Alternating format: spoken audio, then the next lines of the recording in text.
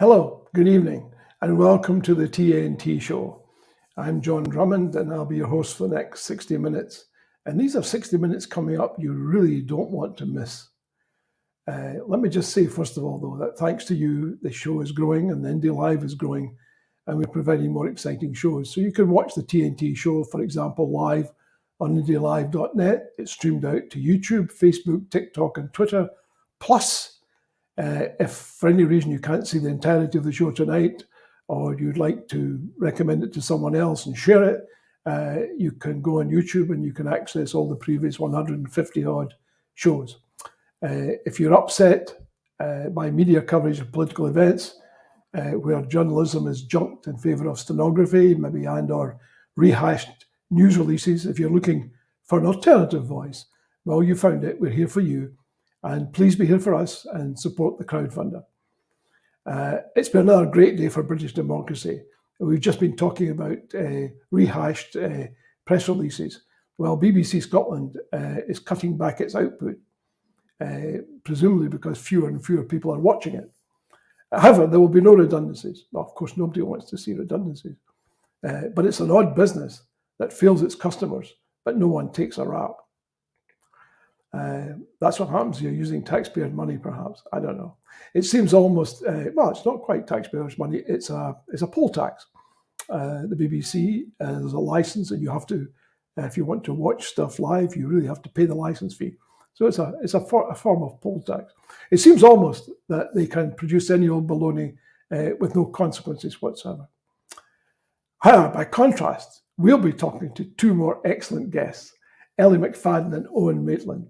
They are joining us tonight to talk about making a difference through direct action. Amongst other things, we'll be covering community food hubs and food insecurity. This is not something you would want to miss. You'll never hear direct information like this on any other channel. I can guarantee it. And they'll be taking your questions live. And there's still time to put a question. You'll see the details on the screen, or you'll find them on IndieLive.net. TNT stands for The Nation Talks. So in many respects, this is your show. We're live and we're free, unlike the BBC. So no license, no problem. Now, to our guests, Eilidh and Owen. Thanks very much for joining us, folks. How are you? Eilidh first, please. Yeah, good. Yeah, thanks for having us. Oh, it's a great pleasure. Is everything well with you? Is life treating you well? It is, yeah. I guess for what's happening with us today, we've had another protest today in the Sainsbury's at Edinburgh Waverley Station, where 4 people from This Is Rigged went into the supermarket and they took food directly off the shelf without paying and had a picnic. So all 4 have been arrested, are in custody. So I guess I'm just sitting kind of waiting to hear from the lawyers what's happening with them. It's how I spent most of the day. Who pays for your lawyers? On legal aid, so free, or you self-represent if you can't afford, if you don't apply. But have you been arrested? I have been. I've been arrested quite a few times. Right. Yeah. So you have a criminal record, is that right? I've got 12 convictions now. You've got 12 convictions. Oh my word! Yeah. How many convictions do you have, Owen? None. I've not even been arrested once.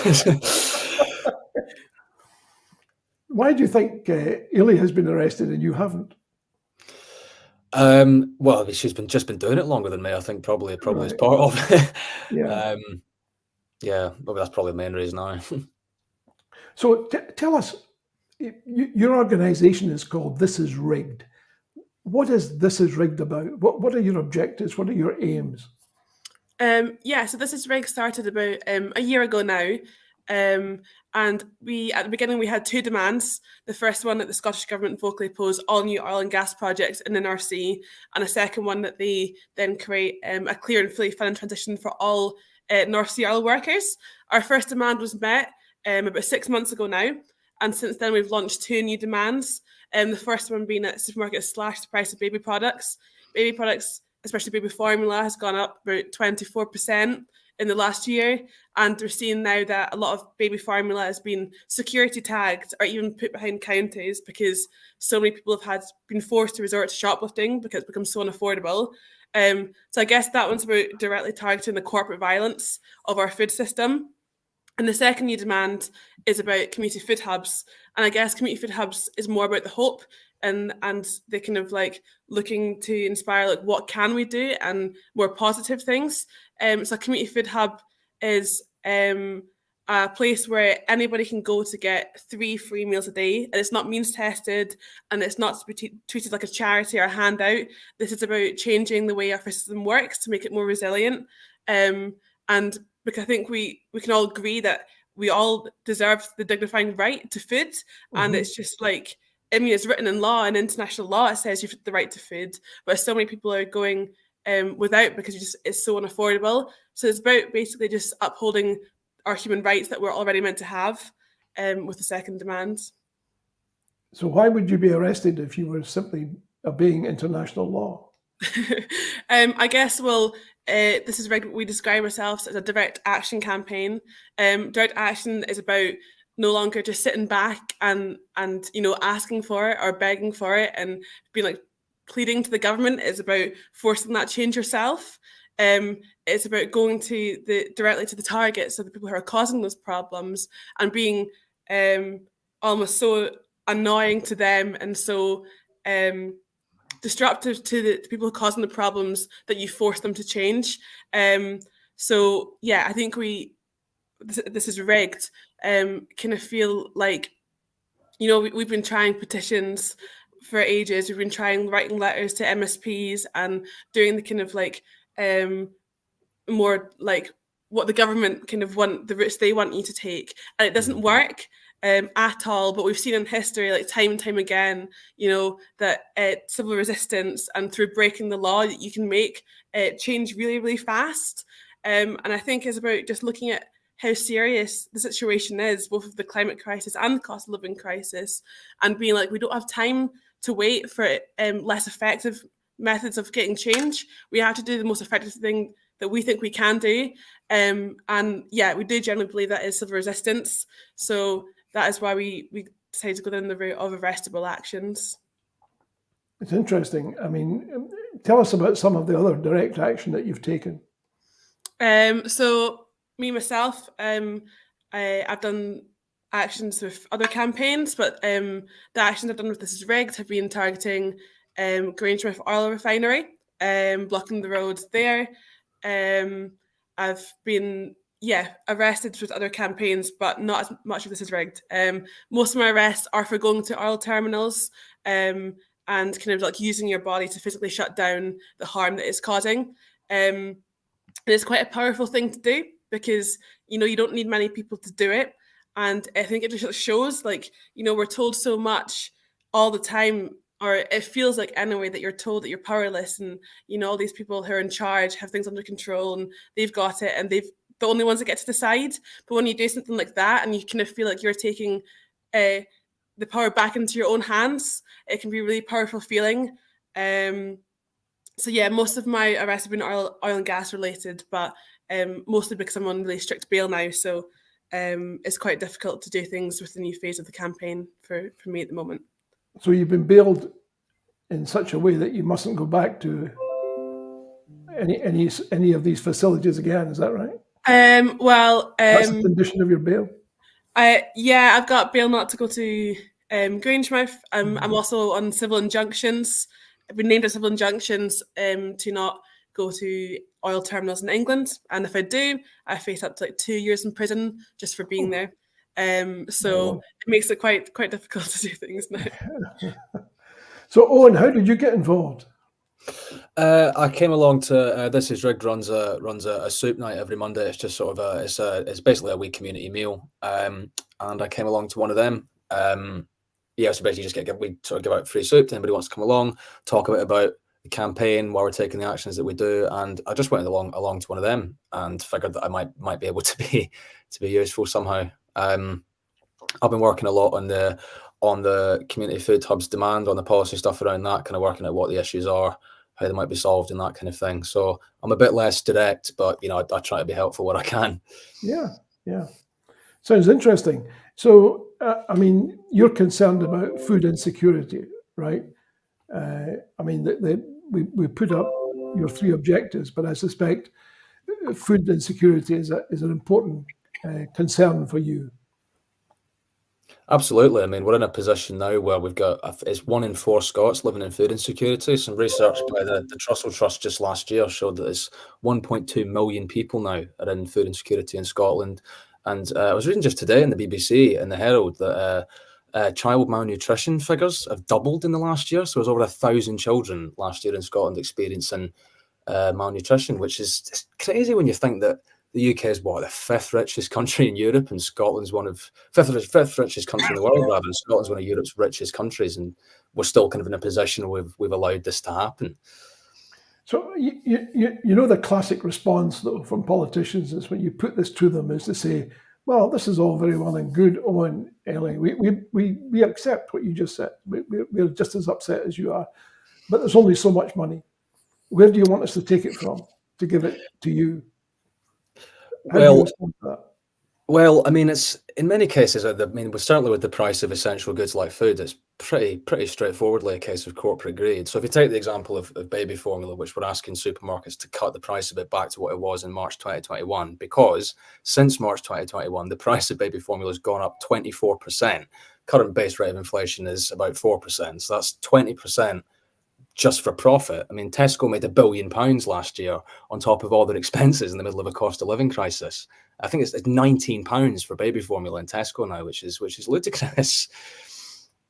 So one answer to that might be, well, you might suggest to politicians that they ought to increase the tax take on corporations like supermarkets. If somebody's making £1 billion profit, then you could say, well, let's share some of that largesse with society generally.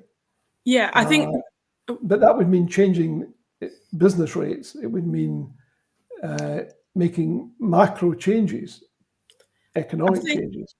I think maybe just to be quite clear, the demand on baby formula is aimed at the supermarkets, so that demands that supermarkets slash the prices, not that the government intervenes. But I guess maybe to talk about how community food hubs will be funded. I think it's more of a question of we can't afford not to. We're seeing a massive health crisis in this country with NHS waiting lists being longer than it's been, and obviously well before my time, but the time of my parents as well. Yeah. And a lot of it's because of the social inequalities we have. And I think it's more of a mitigation of, if we start protecting the people in our communities, if we give people the proper resources to live, then we're going to see a massive decrease in other social problems that we have. And it's how much money are we wasting trying to mop up the problems that we have in Scotland? It's a case of not doing this will lead to higher levels of government spending on healthcare. So, can we afford the current rise in rickets cases, for example? Or can we afford a change in life expectancy? This will be much easier to do and to deal with than the health crisis is going to provoke. I mean, that makes so much sense. But again, I expect politicians might say, well, again, you have to tell us what we're going to cut in order to provide the investment for these hubs or anything else that's laudable, because government is all about choices. If you're not in government, choices are easy. Once you're in government, choices are really hard, because just about everyone is knocking on your door saying, that last choice you made was lousy. Here's a far better choice you need to be making. So if they confronted you with that proposition, what ought to be cut in order to provide the sourcing for, say, the community food hubs? Well, I think, to be honest, again, it's much more of a case of how they could possibly afford not to do this. And if government is all about choices, I think if food poverty is not high on their list of priorities, if it isn't one of their number one priorities, then I think that's an answer in and of itself. Yeah. If that's not already being prioritised, it should be. And you've already tried to do this. I mean, I gather that you spoke to somebody in the PR department, or by email anyway, and saying, look, you would like a meeting to discuss these issues. I mean, it seems perfect. What you've said so far seems perfectly sensible to me. You spoke to somebody in PR. You were in contact with emails. In fact, they emailed you 6 times as a result of seeing some coverage in the press, and then they promised you a meeting, and then they said to you, "You need to tell us which minister you want to meet with." I'm paraphrasing now, but is that roughly the case? I guess the situation was that they were under pressure because I guess it's an example of why we do direct action and why we do civil disobedience is because it puts a lot of pressure on the people making powers. So we had a lot of media from an action that we'd done at a Tesco bank, and the government were getting pressured by the media to kind of answer about whether our demands are feasible and what they think about them. And obviously that stressed them a lot because with media comes power and stuff. So they were pretty desperate to get a response from us pretty quickly. And kind of in that frantic, them trying to get a response, they said that they would set up a meeting with us and ministers that we wanted. And then as soon as the kind of press was over, they stopped replying to us, I think was... Well, here's a direct message to the PR person that you were dealing with and to ministers generally. Here's a group of people that you said you would meet with. They asked for a meeting, you agreed to a meeting. You asked for their support during a press crisis, and they answered your request. But you haven't answered their request. They want to meet with them. I hope. I'll tell you what, why don't we ask the First Minister to meet with you? I'll say this right now. I'll say, in view of the fact that no one came back, it seems to me there's at least a moral obligation on the Scottish Government to get back to you. And that moral obligation, perhaps, the buck stops at the top. So why don't we propose tonight that you're asking for a meeting with the First Minister? Would that be acceptable? Okay. Yeah, that'd be pretty good of us. So if anyone in the press corps is watching tonight, and if you aren't, what are you doing in the press corps if you're not watching broadcasting? Let me put this proposition to you. Let me be very clear that these nice folks would like to meet with somebody in the Scottish Government, and I strongly suggest to you that you make arrangements for them to do so at everyone's convenience. Well, let's leave that there. I want to put some devil's advocate questions to you, if I may. You talked about corporations and the profits they make. But isn't there a macro problem here, which is that so many people, I suspect many people that you know, their pensions to some degree depend on the profits that corporations make. In other words, their pension fund will be invested in corporations. The better those corporations do, the safer their pension fund is. So by doing what you're doing and affecting the profit levels, you're actually penalising pensioners. What do you say to that? I mean, I don't know what the exact figure is of what percentage profit somebody's pension could make from an investment in, say, Tesco. But I mean, given that they made £1 billion in profit last year, I seriously doubt that some of that being redirected or to reduce prices would have a major impact on anybody's pension. Well, they would argue otherwise. They would say, as soon as you accept this logic, then everyone piles in. You get a pile on, and everyone says, well, you're making too much money. You need to be giving it to this group and that group. You need to be reducing your prices. And then when you have a problem because the other supermarkets say, well, we don't want to reduce our prices because we're very happy with them.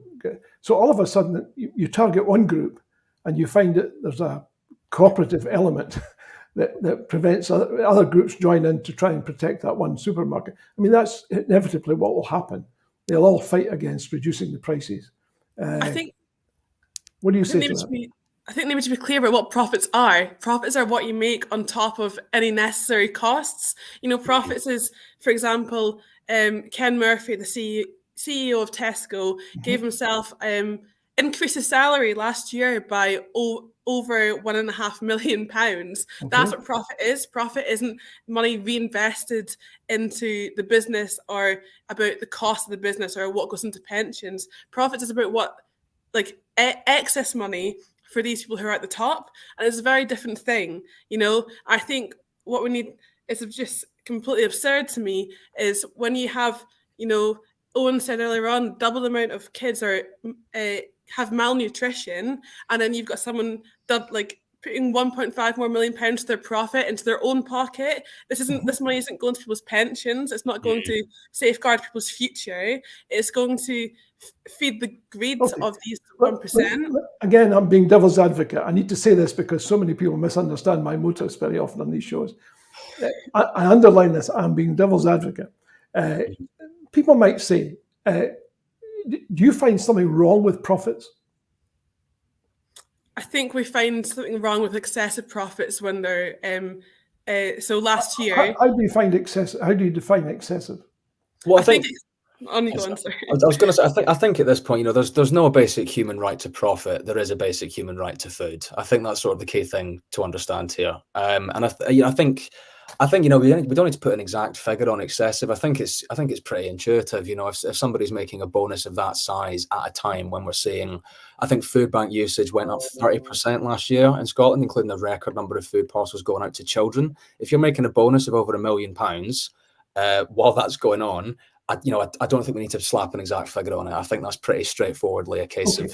So let's take that base case. So let's assume that you're right. You made a moral case, which sounds to me it's pretty substantial here. How do you actually enact that redistribution of profit, i.e., to say to corporations, anything over this amount, we, the government, we're going to take that because it's excessive, and we're going to redistribute it to people who need it. How would you do that? Would you do it by business law? How would you do it? Well, I think this is part of what the community food hubs demand is really about. I mean, Sainsbury's and Tesco's, they're not food producers. They're effectively sort of glorified middlemen who kind of scrape profits from ordinary people's wages and the work of the actual food producers. If this could be kind of simplified and this price gouging prevented, then you go a long way to easing the burden on ordinary people's wallets. So one of the things we've been talking about while developing, because we're developing a detailed policy document for the food hubs demand, one of the things we've been talking about is food being procured directly by the hubs to produce those 3 meals a day rather than having to go through supermarkets. So I don't think this is so much has to be a case about changing business law or making macroeconomic changes to get to sort of enact this redistribution. It can be done far more simply than that. Yeah, but if you contend that there's such a thing as excess profits, then it seems to me it behoves you to go to the next stage, which is to say, okay, having decided that there's such a thing as excess profits, and having decided that that's bad, it seems to me you need to be able to propose how you plan to deal with those excess profits, which are bad. Well, sorry, but John, if I was in government, the list of things that I would do to make these changes would be enormous. But unfortunately, I'm not, nor is Eilidh. And as a direct action group, we're focusing on what we actually might be able to achieve and what we might be able to get the governments and the supermarkets to do. This is what we're doing within the power that we have. I think is the. I understand that. Would you like the law changed to enable more people to have direct action in the way that you do? Yeah, I think over the last few years, we've seen the law change dramatically in the way that protest is treated by the police. I've got multiple friends who spent months and months and months in prison for doing peaceful protests. But I think the important thing to remember is protest is a really important part of democracy. To have a functioning democracy, you need to have protest. Because that's how people get their voices heard, is how we portray as the people of a country what we think about something. And I think the way that the state and the police have been coming down on protests recently has just been horrific. And I think it just shows us how little democracy we have nowadays, and how much little say or how much little our government wants to listen to us. I think it's really worrying, if I'm honest. Yeah. But you do see the global changes here. I mean, it's not just climate change that's a concern for many people. It's the fact that there seems to be an increase in government pressure on almost right across the world of governments getting more involved in saying we don't like protest. I mean, I heard the government minister this morning saying, referring to the protests in London, he says, well, they've made their point. They need to shut up now. That's what he said. I think that's I mean, I'm paraphrasing, but that's roughly what he said. I think he's got a complete fundamental misunderstanding of what a protest is. You know, every single right that we take for granted has been fought for through protests. You know, the civil rights movement, the suffragettes. Yeah. The reason that we have accessible transport in this country is because of a group called DAN, or Direct Action Network for People with Disabilities, who chained themselves to buses and blocked roads. You know, there's basically not one right that we have that hasn't been fought for through people doing protests and mostly breaking the law. Can I tell you a scary thing? The scary thing is that in this country, you don't have any rights.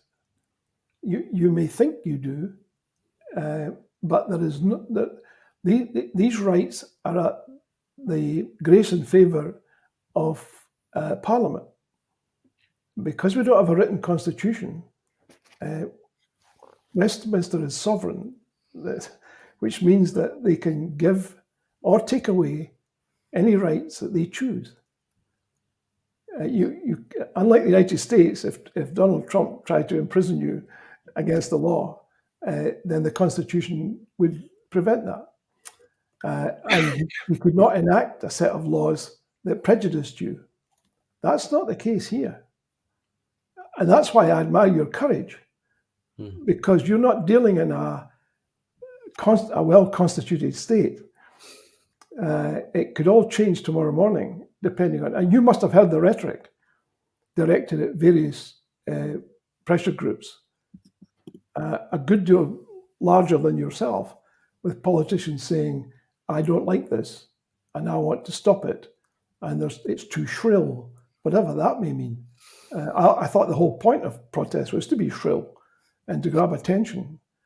How you can protest without grabbing attention is not immediately evident to me. But that's the situation that you're in. Does that trouble you? Yeah, definitely. It definitely is. It's really troubling. And I think, we can definitely see like that with the way the police are cracking down on protests, the way that the new bills are coming in, and especially the way that people who are protesting for Palestine have been treated. You know, basically every single Palestine march has been completely peaceful, completely democratic, and we're seeing last week people arrested for having face coverings on. People, a friend of mine, for example, has just been sent to prison for attending a Palestine rally, and it's, you know, I think it's quite important that we keep pushing, because if we let new laws stop us protesting, then what's going to happen is we've let them win. So when they bring in new laws, when they bring in new ways to try and stop us protesting, we have to push back against it. Law, especially in Scotland, is set in precedent, so it's set on what's happened in the past. So I think for me, when I'm going through the court process and when I'm getting arrested, I'm very aware that it's important that we keep breaking the law so that we can set that precedent. We can set the precedent of people breaking this law and not going to prison or not getting harsh sentences. So yeah, it is scary, but I think it's important that we don't let that stop us. Yeah. One of our audience is saying, please could you get the phone? Is that you, Eilidh? Is that? No, it's my laptop ringing at me. Right. Yeah, I know. It's always an issue with laptops. We've had one or two actors on the show, and their various systems go off while they're busy talking. It's the nature of live shows. If we were doing a recording, we'd just cut all this stuff out. But that's the beauty of live shows. You know, we once had a Channel 4 reporter who was on the show, and his son came down from upstairs to ask him, please, could you stop doing what you're doing, come up and switch on the television for me? And I think that was charming. It was just great. And it proved that, again, it was live. And live shows are full of stuff like this. But a serious point, though. What do you say? People say, well, while we applaud what you're doing, you two. There are other people who break the law, and they claim a moral justification for it. And why should we listen to you and not listen to them? For example, I might choose to be a shoplifter, not because I need nappies or I need food. It's just because I'm crooked. I just like to take other people's stuff. Why should I not be afforded the same latitude that you think you should get? Well, I think firstly, I'd say that the majority of people shoplifting are doing it because of the food insecurity problem that we have in Scotland. You know, I can't really imagine what people are doing with baby formula if it's not to feed their babies. You're not drinking that themselves or hoarding it away in cupboards. You know, I think like things like that is almost nitpicking at small things that aren't like almost like non-problems, if that makes sense. You know, like I just don't really think there's many people shoplifting just to be crooked. Well, there's a certain percentage. Having said that, let me put this in context. I think the vast amount of stuff that disappears from stores is due to shrinkage. You're familiar with the term? I'm not, no. Shrinkage is a polite way of saying when employees nick stuff. Businesses don't like to confront. They would rather use euphemisms. But I mean, essentially, that's a major problem in stores. It's not people walking in and taking stuff out. It's people who are already in the store walking out with stuff. And that may be the result of the same sort of issues, for all I know. I mean, I can't believe that many shop assistants would regard themselves as highly paid, unlike your chief executive that you mentioned earlier. So it is a, and besides, and this is a growing issue. You've got people who are hard up, who need food for their kids, and they're looking at the kleptocracy that effectively runs the UK, where you can get billions, hundreds of millions rather, if you're Lady Moan or anyone else of that ilk, just by setting up a company and shifting protective gear. It doesn't work. So they look at that and they say, well, I didn't take 100 odd million. I just took a set of nappies. You know, come on, give me a break. Don't you find people looking at that might be more than tempted than usual to help themselves and say, look, my family comes first, and you know, I watch other people doing it and they get away with it, so why shouldn't I? I think maybe the bigger problem is that, like, should this not be free? Do you know what I mean? Should baby products and essential things to life not be free? You know, we're talking about people reselling things online, I think, but like, I think that completely misses the point. You know, what we're talking about is we should have the fundamental rights to have the things that are essential to live. Is that basic? If it's going to be free, who pays for it? So our community food hub demand is we're asking the Scottish Government to properly resource community projects per every 500 households in Scotland. So we are asking the Scottish Government to fund this. How much would it cost? We're still working at on you go on. You're the Yeah, we're still working on the policy document at the minute, but we're thinking roughly it's about £10,000 per hub, which is actually it's a comparatively small figure added up. As we said, we're working through the detail right now, but I mean, I think it's interesting this like how it's going to get set up, because I think one of the things to stress about the hubs as well is that we don't want to be treading on anybody's toes. You know, there's a lot of communities have projects already where people are sort of doing fantastic work, running community meals and people's pantries that provide things like baby formula. You know, I've got a few great places like that up near me in Maryhill. The trouble at the moment is that they're massively under-resourced as prices for basic goods are going up and they're struggling to meet that increased demand. So that's kind of why the demands we have are twofold. We want the supermarkets to slash the prices so it's easier for these existing projects to get a hold of this essential stuff to give it to the people who need it. And also we want the Scottish Government to fund these hubs, because then in communities where this infrastructure doesn't already exist, it can be set up. Don't you imagine the stores would kick up a stink if people were getting products that for nothing instead of buying them in the supermarket? Why wouldn't everyone go to the hub?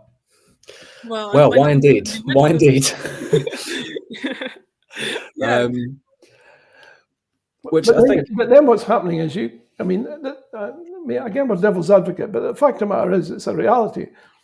if I'm working in a store, right, and I depend on that store for my wages, and I've got a family, and I have to feed them and clothe them and all the rest, and you set up a community hub nearby, providing the stuff that I'm responsible for selling free, what's going to happen to my job? Well, obviously, it's not necessarily everything. I mean, it's just the essential goods that people need to live. I mean, I think it feels like a pretty sort of basic demand. You know, we're not taking a massively controversial position here in just saying that the sort of bare essentials should be that easily accessible. Well, you know, we're not saying that, I don't know, every kind of innocent smoothie you buy from Tesco's needs to be free. It's just sort of these basic things that you need to live. Okay. So they would just fire the people who sold the baby food. They wouldn't fire everyone else. Does Tesco have specific people that sell baby formula? I'm saying all the stores would then fire the folks. They would welcome it. They may say, "Oh, we're dying to make people redundant anyway, to boost our profits." So if 10K a hub, roughly, by and large, how many hubs would there need to be across Scotland, do you think? So per every 500 households, I think that's 4,000 across the country, I'm pretty sure. As I say, the detail is still being ironed out. What we're hoping is that if we get a meeting with the Scottish Government, that we can work with them as we develop this policy. And we've been in touch with, and Eilidh's got some of the detail on this as well. We've been in touch with a lot of existing kind of food banks, community food projects, working out what kind of things they need and what would help them. So it's still kind of in development, but that's the rough estimate at the minute. So just help people understand, and particularly me, that let's assume that you're successful and that the food hub is established, and there's one in my neighbourhood. Would I need to prove that would I have to qualify in some way, or would I just turn up and say I need half a dozen nappies? How would it work? No. So it's crucially, one of the key things is it's non-means tested. I mean, we're not aiming for this to be seen as a handout. That's one of the sort of key things. We want it to be like a dignified space. Because I mean, it's been stigmatized so much, the sort of language around handouts and benefits and all these things. We want this to be a non-means tested. Right. But you do accept, though, that not everyone is a saint. There are a few sinners in our midst. And some of these sinners might turn up at a food hub and say, I need half a dozen nappies, and pop round the corner and sell them. I think maybe I've got kind of two things. Firstly, if we tried to set up libraries now, everyone would be saying the same thing. Yeah. You can't trust people with books; they're going to steal them. But we've got public libraries in basically every single community in Scotland, and are still, running today, and they don't lose as many books as what you think. But I think also, secondly, we're kind of missing a point here, and it's we're talking about people's lives. We're talking about whether people can afford to eat or not, and it's not just now. I think what the important thing we need to realize here is the idea of a stable future has been robbed from us. The stable future, a stable food supply chain is completely stolen when we look at the future that's set for droughts and floods and all sorts of unpredictable weather that normal crops can't survive in. And when that hits, at the moment, what's happening is when we have crises like the cost of living crisis, CEOs of supermarkets like Ken Murphy and Simon Roberts are profiting off this and using it as an excuse to put prices up way above inflation and getting more and more millions of pounds. What we need to do is build a better, more resilient food system so that we can make sure that we're not having more and more people, more and more kids having more malnutrition. I think it's really not that much to ask for. I don't think it's much to ask for the basic things you need to survive. And I think if you're worried about one person taking advantage of it, then that is completely not comparable to maybe hundreds of people who do need it. I don't for a second doubt the moral imperative behind what you say. I'm simply trying to introduce a few practical concerns that most politicians would put to you when you sit down with them, because that's the place where they inhabit, which is about elections, about getting re-elected, and And as you pointed out so eloquently earlier about media coverage. Now, you can just imagine the media coverage that might result if somebody did exactly what I said, i.e. took the stuff and then sold it. And can I take your point about public libraries? Most people who borrow books have to register. The books may be free, but there's a registration process so that there's some paper trail when it comes to what happens to the provenance of that book. Where does it go? Where did it end up? How can we recover it? Stuff like that. While I applaud the moral imperative behind what you're saying, I'm simply suggesting that there needs to be some practical considerations to what happens if not everyone is as pure as the driven snow. That's all I'm saying. Well, I think if I don't really think for a second that the potential for one or two people to sell some nappies outside of the food hubs is a reason to not do it. And I think if we're going to talk about politicians and elections, and I think campaigning on a platform of no child in hospital with malnutrition, I can't imagine that being an unpopular platform for them to campaign on. No, the questions they are confronted with is the very question I put to you at the beginning, which is, where does the money come from in order to do this? I mean, well, the Scottish Government already has a department that's specifically been established in the last year for the well-being economy. I mean, that's just one example of a portfolio that might be able to cover this. Other ministers we might be interested in talking to, Mary McCallan, Minister for Just Transition and Net Zero, or I think it's Michael Matheson, the Health Minister as well. The Scottish Government's budget is more than sufficient for what we're demanding. You think that? I'm fairly sure. Well, like as I say, we're working through the details at the moment, but I'm pretty confident that the Scottish Government should be able to. This is something they can provide. We wouldn't be demanding it if it wasn't. Okay. So yeah, I just want to be clear. So that's Mary McCallan and Michael Matheson might be two of the ministers who could get involved in this discussion. Potentially. Also, I believe it's Neil Gray as the Wellbeing Economy Minister. I mean, if they want to talk about a wellbeing economy, I think the basic wellbeing of people being able to feed themselves and their families should be probably included in that. Yeah. Assuming the government smiled upon this idea, do you see any limitations? I mean, you could, with some justice, argue that a community food hub ought to be extended. It shouldn't just be about food, because people who are poor need more than food. Of course, that's important. I'm not trying to in any way diminish that. But these folks who are destitute could say, well, look, thank you for the food, but I need this and this and this and this. Maybe the way around this is to give everyone a living wage. Let's not make everything free. Let's just say we're going to set up the food hubs because that's a laudable thing to do. But we appreciate you might have other needs beyond that, and we want to give you all a living wage. Would you campaign for that? Well, I couldn't agree with you more, John. And I think that's one of the key elements of this demand is that we want the hubs to be community owned and operated. So it's an exercise in giving people power rather than dictating how they ought to use it. So obviously the main intention behind the hubs in the messaging is to provide 3 hot meals a day, non-means tested. But every community is going to have different needs. I mean, the needs in Mulgai will be different to what they are in Sighthill, for example. It's for communities to decide how their hubs are used and what services they want them to provide. And they should be given that option of what powers they want. It could be an exercise in strengthening local democracy in this country, because Scotland is comfortably, I think, the most centralised country in the developed world. I think our council areas are about 20 to 40 times bigger than most European councils. You're preaching to the choir. We had this discussion with Rhoda a couple of weeks ago, talking about she's a crofter in Tiree, and it's the bane of her life, the fact that her council centre is Lochgilphead, which is many hours.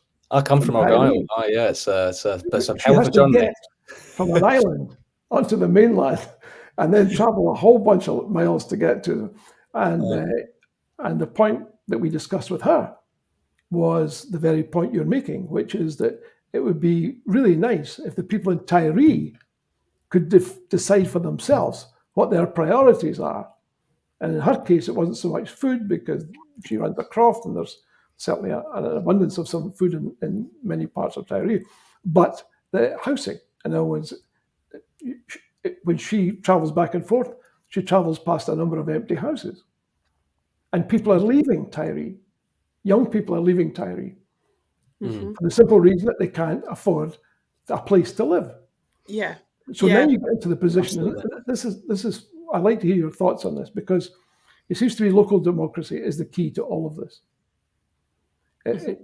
As soon as somebody feels empowered, they tend to make smarter decisions than somebody who's 50, even 5 miles away, Aye. because Yeah. they're invested in it. And once you're Yeah. invested in something, it becomes part of your life. It's not a luxury, it's not an add-on, it's part of what you do every single day. I completely agree.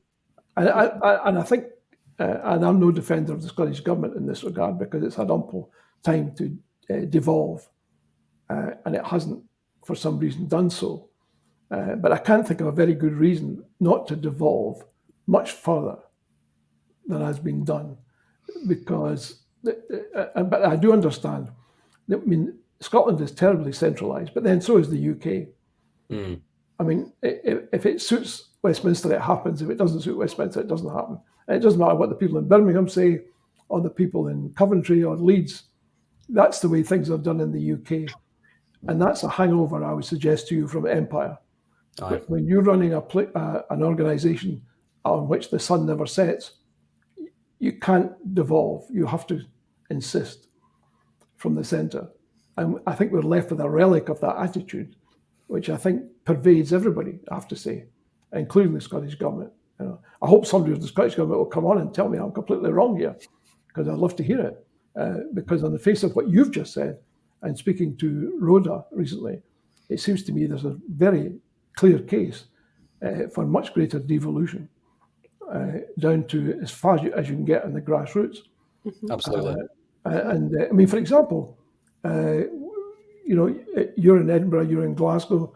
You know, where are these things? Where are such issues being decided? They're being decided in the city centre somewhere, I assume. They're not being taken in Mulgai. They're not being taken in Sighthill. No. They're being taken by somebody in the city centre. And that's exactly the thing. I mean, it's as I was saying earlier, we've got a lot of brilliant community projects up where I live in Maryhill. They're doing a lot of really good work. You know, there's quite a few kind of community meals near me. The problem isn't sort of that, you know, they need to be told what to do. The problem is that they need to be properly resourced. And I think you're absolutely right, John, that when people are kind of invested in what they're doing, you know, it's brilliant what they can achieve, and they get a lot more invested. So I think that's a major issue. And I think I really want to stress that that's part of what the hubs would be for. I mean, food obviously being a priority right now because we've got such a problem with food insecurity. But beyond that, there could be an exercise in strengthening a local democracy. You know, have communities have as much sovereignty as possible. Let's play a little game. Let's say I'm not who I am. I'm a government minister, and the three of us have got together to meet. Take me through the conversation. Well, I mean, if we're going to go through the pitch, I mean, a lot of it's probably going to be things I've already sent you today about costings. But think of it, because I'm going to give you the classic objections here about, there's not enough money and blah, blah, blah, blah, blah. And again, the civil service will be saying much the same thing. That it's just, it's a great idea, but the time's not right. You need to wait until after the election, and then we'll be a clear idea of how much money we have. I mean, I don't have to rehearse these stuff with you. You know, this is exactly what you'll get, and I would suggest you need some material that deals with those objections. Well, it's being worked on, and also I think one thing to point out to any Scottish Government minister is that now I think we're a year shy of their own target under what they've signed up to as a Good Food Nation policy. They're doing a bunch of outreach. They're doing a lot of outreach about this right now, and I think I got the quote written down here somewhere. It's the policy is supposed to intend that this is people from every walk of life can have food that they take pride and pleasure in. And benefit from and buy and cook and serve and eat each day. That's their line. That's their policy that they're signed up to. And yet we're in a position where a quarter of the country is in food insecurity. So I think that's a good opener for any Scottish Government minister at that point. In that case, I'll say to you, look, the Scottish Government budget was cut again this year. So the things we were supporting, we can no longer support. And you're coming along and asking us for additional support. Well, I think, firstly, the thing that Owen was talking about there is the right to food agreement that they made, which is like basically European law. So, law is different to policy signed up for, it's the law. But also, sorry, is it EU law or is it? European. It's European law. European law. Does European law still apply? It's called the Good Food Agreement that they made, where basically they said by 2025, everybody in Scotland is going to have the right to food, the right to healthy, nutritional, accessible food. We're a year away from that, and we've seen basically no action. In fact, things are getting worse, not better. So I think it comes down to, I'm like not a policymaker by trade.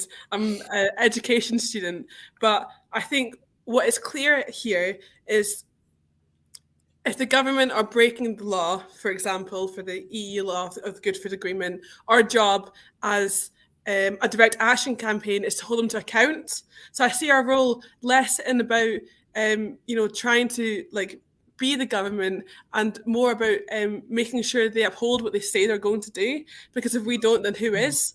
And if that means that we need to, throw some paint at some buildings or steal some food from supermarkets and distribute it, we'll do that. So I think it's kind of like, what is our place in the democracy of Scotland? And I think our place is more, we're a pressure group. We're pressurising them to do what they've said they're already going to do. If they've agreed to this law that they didn't need to sign up to it, they chose to do it, it's their job to work out where the money comes from, not me or Owen, who's just not in the government. Do you mean it's not our jobs to work out where that money comes from? They've signed up to this law. And I think it's just the bottom line of it is that ultimately, if you've got 1.2 million people in food insecurity, that is just unacceptable. We cannot live in a country that is as rich as Scotland and have that be the case. And I think that's, as Eilidh said really well, that's kind of what we exist to remind them of, is to hold them accountable for that fact. And we're trying to offer a positive policy solution here, which we're still working on. But she's absolutely right. This isn't what either of us do by trade. This is something that we've just sort of ended up having to do because they're failing to do it. Yeah. You make a good point.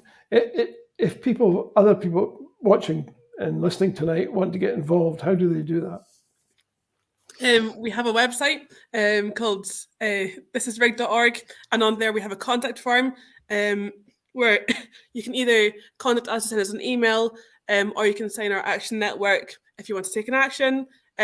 We also have we've got Twitter, we've got Instagram, we've got TikTok, and we're This Is Rigged on everything. And if somebody says, look, I'm not able to do this for job purposes or health purposes, but I'd like to support you. Can they fund you in some way? I mean, is that possible? Yeah, definitely. But also, we're not, I would say our campaign is quite diverse in terms of what we do. We do our weekly soup nights where we have community meals. We've got people who make banners, who make posters, we have a whole outreach team that goes around community food hubs in Scotland, but specifically, mainly at the moment, Glasgow, to be honest, and talk to the community food hubs and ask them, what do you need? What's missing in your resources, and what can we help with? So there's so many things that aren't just about direct action. We need everybody to support us, basically, so those who can take direct action can. So there's a space for everybody, no matter what your talent is. I mean, I don't really do much direct action myself at all, really. But I mean, I tend to work more on the policy stuff, but that's still that's a vital part of the campaign, and we need help with people doing that. So there's plenty of ways to get involved that don't necessarily involve that, if that's not something you're able to do. Does that include funding you? I mean, if somebody wanted to send you some money in support or whatever, Yeah, we're completely around donations, and we've got a link to our crowdfunder on the website under the Donate to Us page. Okay. We don't have a great deal of time left. Well, we've got 6 minutes, which is more than we normally have. I just want to take a couple of questions, if I may. Jock Gibson reckons that European farmers have the right message for politicians, which I think involves copious amounts of animal waste. But and I was, and there's your website now. Yeah, Jock Gibson reminds us that 46% of homes on Tyree are second or holiday homes, which is the point we were talking about earlier. Somebody else points out that Mary McCallan is taking leave because she's having a baby after the recess, but no doubt she'll have a deputy, so that shouldn't impede a meeting, I wouldn't have thought. And several people have said it's a disgrace that we're talking about feeding people in the 21st century. Other people have said, well, it would all be fixed if we were independent. And other people are saying that the police are a good deal less sensitive than they once were. I think you found that perhaps to be true as well. And most people agree with you that baby food ought to be free, because they're taking your point that why shouldn't it be free? And the answer is because that's the way we set it up. And what you're trying to do is to change the way it was set up, which is always difficult. I mean, it's much easier if you're looking at a blank sheet of paper and you say, what are our priorities? And you agree those priorities and you work towards them. When you've got an existing system, you're going to have to work around all the objections that other people have because they're impacted by the changes you want to make. So if you were to look at some particular messages that we maybe haven't covered tonight, what would they be? What would you say if you're talking to the whole of Scotland right now, starting with you, Ellie? What would your message be? Yeah, I think maybe one thing that we haven't talked about is the need for a community, or how revolutionary community can be. You know, I think we live in a day and age of like people in high rises not even knowing who their neighbours are. You share a building with them and most people don't even know who they live next to, you know, and we've been so separated from what it means to come together. And I think that's one thing that unites kind of our direct action and our community food hub demand is the community food hub demand doesn't just give you the essential things to live, it gives you the dignity of having community and other human interactions in your life, which would be like massively helping in fixing the isolation crisis we have, and fixing the mental health crisis we have, and fixing the general health crisis we have. And how that kind of links to what we do in direct action is when people come together, they can take back power from those who have stolen it from them. So I think like at its heart, like this rig is based around community. You know, all our meetings, we have a meal and we sit round and we have community meals for all our meetings. And I think that's going to be so important in helping us fight all these issues, because it can feel quite daunting at the moment when there's so many things facing us from so many different angles and people can feel just a bit in despair about it. But I think if we can come together again and learn how to work together in a meaningful way, then I think we can change a lot very fast. And yeah, I think that's all I've got to say. Owen? I think Eilidh's absolutely right that it all rests in community. I think taking sovereignty back to our communities is vitally important for tackling the climate crisis and for ending this food insecurity problem. And I think what you were saying earlier, John, sort of struck me a bit, because I think it's completely true that people can sort of get so much from being an active part of their community, you know, whether that's, you know, helping feed somebody who otherwise wouldn't have been fed, or doing some other kind of local activity. It gets people more invested, and I think that sense of community is really, really important, as Eilidh was saying. Yeah, well, I feel that personally because my family's in Portugal, because that's where economically that was the smartest decision. But that's what happens under the present set of arrangements. You confront young people, particularly, with a set of choices that they don't want. Not any of them. But the message is, well, if you want to exist, if you want to be part of the society, these are the sacrifices you have to make.